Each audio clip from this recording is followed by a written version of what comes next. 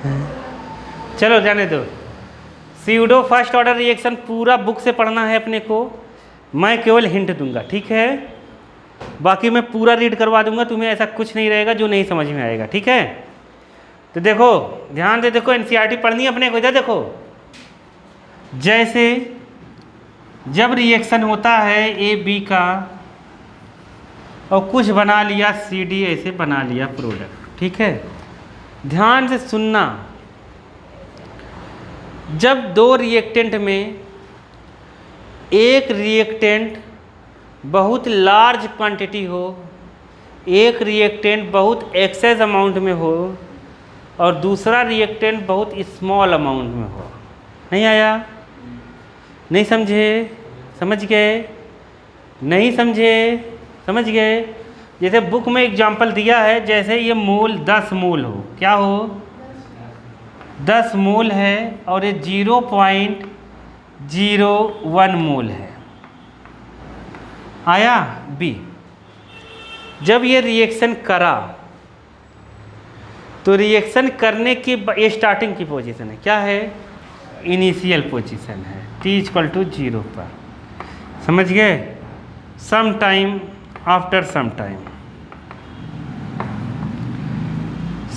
कुछ समय के बाद क्या हुआ, या रिएक्शन कंप्लीट होने के बाद क्या हुआ, ये पूरा ख़त्म हो जाएगा। हो जाएगा कि नहीं हो जाएगा? जो जल्दी बहुत कम है, तुरंत मिलेगा, तुरंत ख़त्म हो जाएगा। तो ये कितना बचेगा? 9.99 बचेगा कि नहीं बचेगा? अरे कितना बचेगा? समझ गए कि नहीं? अरे इसको यहाँ से माइनस कर दिया, ये इतना बचेगा, ये 0 बचा। कुछ भी बड़ा हो उससे मतलब नहीं। तो बताओ इसके रिस्पेक्ट में जब रिएक्शन हुआ तो ये कितना कम हुआ?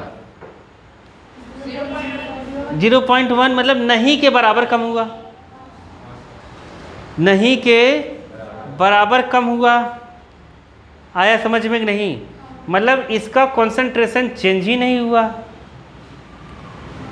अरे इसका कंसंट्रेशन चेंज ही नहीं हुआ और एक का कंसंट्रेशन पूरा ख़त्म हो गया, एक रिएक्शन में पार्टिसिपेट कर लिया। आ गया ना समझ में? तो ऐसे रिएक्शन को हम क्या कहेंगे? Pseudo first order reaction. इसमें एक का ही कंसंट्रेशन अब हम लेंगे, क्योंकि दूसरा हम ये मान लेंगे कि वो चेंज ही नहीं हुआ है, चेंज नहीं हुआ है। आया समझ में कि नहीं आया? नहीं आया? इसमें किसको हम नेग्लेक्ट मानेंगे? ए को। किसको मानेंगे? ए का कंसंट्रेशन हम ये मानेंगे कि चेंज ही नहीं हुआ है, और बी का तो चेंज ही हो गया, 0 हो गया। नहीं आया? मतलब बहुत कम चेंजेस आया ना, तो हम मान लेंगे चेंज ही नहीं हुआ। हो गया ना, इसके रिस्पेक्ट में चेंज ही नहीं हुआ। वो बात को समझ नहीं पाए। एक बहुत एक्सेस अमाउंट में हो एक रिएक्टेंट और एक बहुत स्मॉल अमाउंट में हो, समझ गए? तो जब उन दोनों के बीच रिएक्शन होगा तो स्मॉल के रिस्पेक्ट में जो लार्ज अमाउंट में हो उसमें उसके कंसंट्रेशन में चेंज नहीं के बराबर होगा, और कंसंट्रेशन में चेंज नहीं होगा तो रेट उस पर डिपेंड ही नहीं करेगा। रेट उसी कंसंट्रेशन पे डिपेंड करेगा जो चेंज हो रहा है। नहीं समझे? इसीलिए ये कहलाएगा क्या? Pseudo first order reaction. तो स्यूडो फर्स्ट ऑर्डर रिएक्शन क्या है? स्यूडो फर्स्ट ऑर्डर रिएक्शन ऐसा रिएक्शन है जिसमें एक रिएक्टेंट बहुत लार्ज अमाउंट में हो, आफ्टर रिएक्शन कंसंट्रेशन उसका मतलब चेंज इन कंसंट्रेशन नेग्लिजिबल हो। नेग्लिजिबल हो जाएगा क्योंकि बहुत ज़्यादा अमाउंट में रहेगा। तो ऐसा रिएक्शन क्या? नेग्लिजिबल मतलब नहीं के ना के बराबर। हाँ मतलब होगा, मतलब नहीं के बराबर चेंज होगा। होगा तो जरूर, समझ गए ना? तो वो कह रहेगा pseudo first order.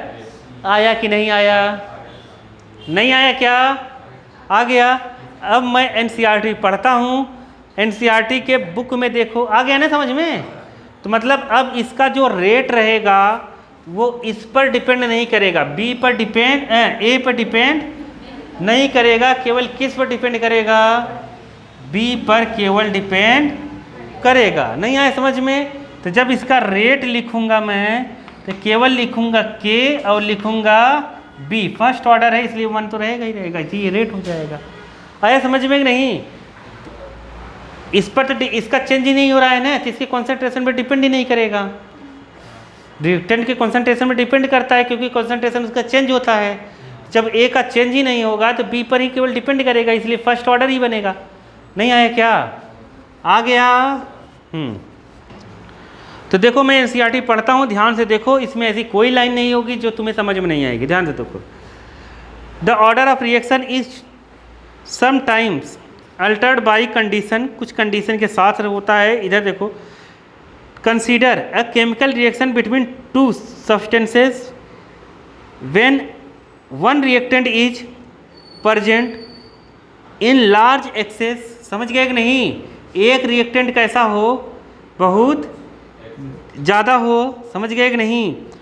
During the hydrolysis, जैसे उसका एग्जाम्पल दिया है, during the hydrolysis of 0.01 mole of ethyl acetate. नीचे देखोगे इथाइल एसीटेट का फार्मूला लिखा है ना, CH3COOC2H5 लिखा है। अब उसके आगे मैं पढ़ता हूँ, विथ 10 मोल ऑफ वाटर, मतलब 10 मोल ऑफ वाटर बहुत एक्सेस है कि नहीं है? तो ये वाटर पे डिपेंड नहीं करेगा, मतलब इसका रेट जो है वाटर पे डिपेंड नहीं करेगा। अमाउंट ऑफ, ये है various constituents, T equal to 0 पर नीचे दिया हुआ, T इक्वल टू 0 पर देखो दिया है 0.01 मोल, H2O दिया है 10 मोल, दिया है ना? रिएक्शन के नीचे देखो जो मैंने लिखा था 0 मोल था। अब इधर से ये इथाइल एसीटेट ख़त्म हो गया, लेकिन H2O कितना बच रहा है? 0.9, गलत लिखा है क्या इसने? मतलब 9.9 गलत लिखा है ना इसने?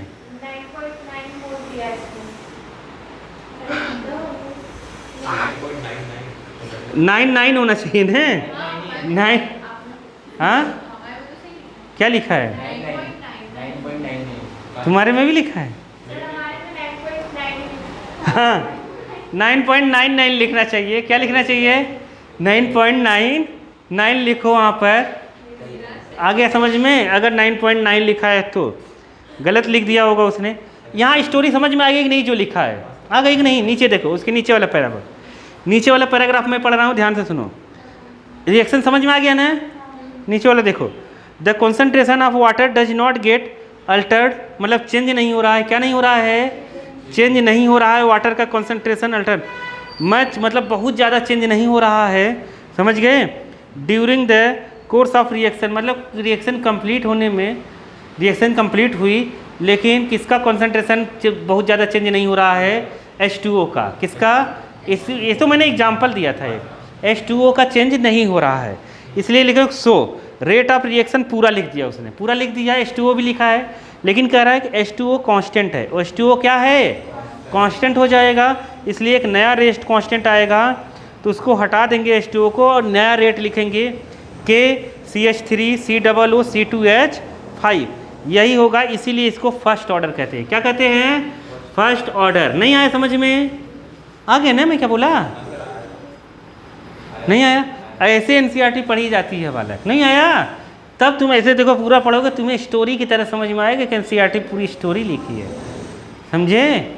नहीं तो ऐसा होता है कि एनसीईआरटी में बहुत हार्ड है, एनसीईआरटी कौन पढ़ेगा, ऐसे कहते हैं बच्चे, समझ में कुछ नहीं आता। अरे कैसे नहीं आता तुम्हें समझ में? ठीक है, ये देखो द रिएक्शन भी है फर्स्ट ऑर्डर, ये हो गया। नीचे देखो इन्वर्जन ऑफ केन शुगर दिया है, केन शुगर का इन्वर्जन यहाँ पर दिया हुआ है। अनादर स्यूडो फर्स्ट ऑर्डर रिएक्शन, ये जानते हो ये हाइड्रोलिसिस कराया जाता है। क्या कराया जाता है? हाइड्रोलिसिस। ये जानते हो केन शुगर जो लिखा है ना, वो शक्कर का फार्मूला है। किसका फार्मूला है? यही मैं सुक्रोज का फार्मूला है। किसका है? सुक्रोज, मतलब शक्कर मैंने बताया था C12 शक्कर, बता तो रहा हूँ, शक्कर जो घर वाला है, नहीं समझ पाए? हाँ, तो यहाँ पर है क्या? C12H22O11, समझ गए? ये मिलेगा तो ग्लूकोज और क्या बनता है? फ्रक्टोज। तुम देखो ग्लूकोज और फ्रक्टोज में कुछ अंतर दिख रहा है? देखो ग्लूकोज फ्रक्टोज में कुछ अंतर दिख रहा है? नहीं दिख रहा है तो तुमने क्या बायोमोलिक्यूल्स पढ़ा? फिर तुम कह रही मैंने बायोमोलिक्यूल्स पढ़ लिया ना, वहाँ ग्लूकोज और फ्रक्टोज में अंतर बताया गया है। समझ गए? वो हम बायोमॉलिक्यूल्स में पढ़ेंगे, अभी जाएंगे तो बिना मतलब का टाइम बर्बाद है। अंतर है। हाइड्रोलिसिस मतलब पानी से रिएक्शन करवाना, पानी जुड़ रहा है। देखो इस क्या हो जाएगा, चुप रहो, तुम्हें कुछ नहीं पता। चलो देखो आगे चलते हैं। एग्जाम्पल तो हम लोग बायोमॉलिक्यूल्स में पढ़ेंगे, ठीक है, टेंशन मत लो, इसको बहुत डिटेल में पढ़ेंगे। इन्होंने पता नहीं कैसे बायोमॉलिक्यूल्स पढ़ लिया। देखो आ गया कि नहीं आया?